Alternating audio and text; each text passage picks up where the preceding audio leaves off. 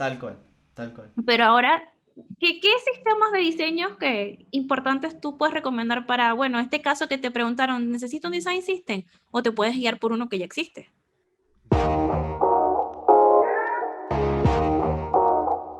Pero yo creo que más que importante, por si acaso, para que no digamos que hay unos que son menos importantes, me imagino que serían los más utilizados. Me imagino que hay unos que son muy utilizados por flexibilidad, por facilidad, es más fácil conversar con ellos. Pero bueno, aquí está Santi que nos va a decir cuáles son los más utilizados. Quiero llevarme mucho eso, ese punto que llevaste ahorita, André, particularmente como si eres una persona sola en tu equipo y estás creando un emprendimiento, hay lugares muy buenos de los cuales puedes empezar, que no tienes que empezar desde cero. Y eso es algo que, por ejemplo, cuando yo empecé en mi primer emprendimiento no sabía. Y empezamos a crear muchas cosas desde cero y como rasparnos la cabeza por cosas que ya estaban creadas y muchas interacciones que ya existían.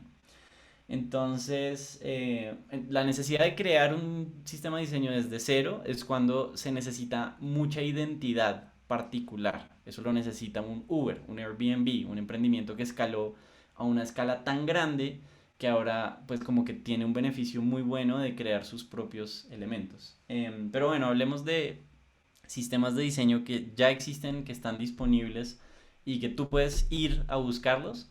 Creo que hay una página particular que se llama Design Systems for Figma, o figmadesignsystems.com, no me acuerdo exactamente, pero ahí hay un gran repositorio. Ahí van a encontrar entre ellos mis dos favoritos. El primero es Ant, que es Ant Design, que lo creó un personaje que creo que es chino, no recuerdo muy bien su nombre, pero es un design system que sirve mucho para aplicaciones corporativas. Entonces él creó un sistema basado en temas de visualizaciones, basados como en grandes volúmenes de data, que también se manejan de manera responsiva. Entonces es un sistema muy azul, como que el azul es su base, es la confianza, y como que pues maneja los reflejos en las partes importantes, maneja componentes desde lo atómico hasta lo más complejo, y se puede replicar, es open source 100%. De hecho, ese fue el que nosotros utilizamos para crear nuestro primer sistema de diseño en Instalib y nos fue súper, súper bien. Y creo que lo pueden encontrar en la parte de community de Figma también, creo que está disponible. Y el otro, que es el que más me gusta, pero es una aplicación mucho más particular, es el sistema de diseño de Figma como tal. Entonces, Figma como Me empresa no solamente... encanta ese estilo. Y cuando lo Sí, vi, yo, ¡ay, es muy yo! Y es muy podcast, ese estilo. sí, pero ojo porque no estoy hablando de Figma, la página figma.com de marketing, sino de la plataforma como tal, la interfaz de diseño. Entonces, el diseñador que creó todo esto, pues por lo menos el Principal Product Designer, que es Rasmus Anderson, que para mí es una de las personas que más admiro, cree mucho no solamente en crear productos increíbles, sino en la apertura, este fenómeno de realmente crear cosas y liberarlas para que el universo también las pueda utilizar, muy también como open source, lo que hicieron los programadores. Entonces, Colaboración, el punto exacto, importante. colaboración y apertura, ¿sabes? Porque muchos diseñadores son muy egoístas y son muy cerrados con su propio conocimiento, pero él ha sido uno de los más abanderados de la forma más excelsa de tener conocimiento es compartirlo. Y bueno, el Design System de Figma se llama UI2. Así, las letras U, I y el número 2. Y lo pueden buscar también en la parte de community. Y cuando entren, van a ver que ellos nunca lo han anunciado, no lo han puesto en ningún post de social media, ningún diseñador del equipo de ellos ha hecho un tweet como de, miren, este es el design system de Figma. No, simplemente está ahí en community, y algunos pocos que hemos entrado y lo hemos duplicado, nos damos cuenta del nivel de trabajo que tiene ese sistema por dentro. Entonces ahí van a encontrar, primero van a encontrar las mejores prácticas de cómo utilizar Figma para crear un sistema de diseño, pero también van a encontrar todas las decisiones de producto que tuvieron que articular para construir Figma desde cero, que es un MVP que existe desde el 2013, pero oficialmente lo lanzaron en el 2015-2016, y fue algo, pues, es algo que ya tiene 8 años de construcción encima. Entonces, si yo fuera a empezar una herramienta de diseño hoy desde cero, pues empezaría sin duda con ese sistema. Entonces, con esos dos ejemplos también quiero decir que no porque ya exista y sea un sistema validado significa que sea una buena base para lo que tú vas a construir. Siempre tienes que buscar como cosas, lo que yo llamaría un poco sincronía. Entonces, no sé, el sistema de diseño de Airbnb, que en este momento creo que no es open source, pero si lo fuera, sería algo mucho más diseñado para experiencias, para descubrir espacios que son más que todo visuales, como, pues como lo es un Airbnb, que uno lo busca es por las fotos. El sistema de Uber, por ejemplo, está mucho más basado en los mapas, porque ya a mí me interesa saber dónde está mi driver y a dónde voy a llegar y a qué horas voy a llegar y cuánto me voy a demorar. Hay otro muy Entonces, bueno, el de Spotify, me parece que está en open source y en eh, Figma, de hecho.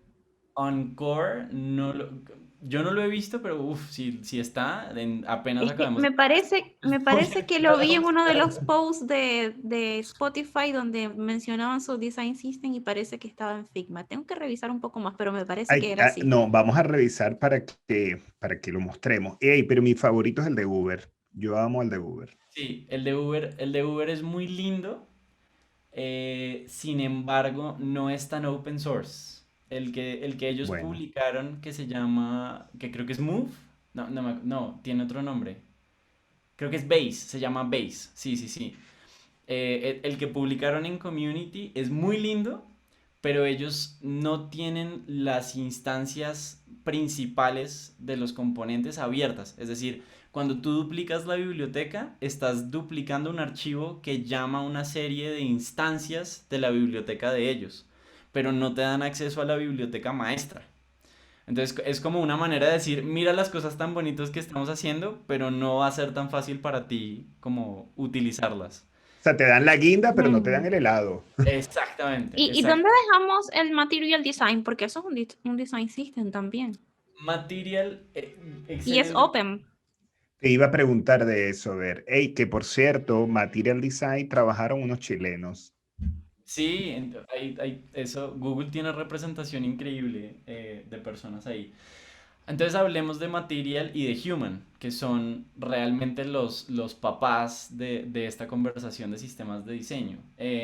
Pues Material Design es el framework sobre el que Google empezó a hablar de sistemas de diseño y las maneras en las que podemos estandarizar patrones de interfaces de una manera inteligente. Ahora, como Google también tiene esta mentalidad tan open source y tan como visionaria en ese sentido, Material no se volvió tanto como un sistema de diseño per se, sino en un framework para la creación de otros sistemas de diseño. Entonces ellos te dan todos los parámetros que necesitas para crear tu sistema desde cero.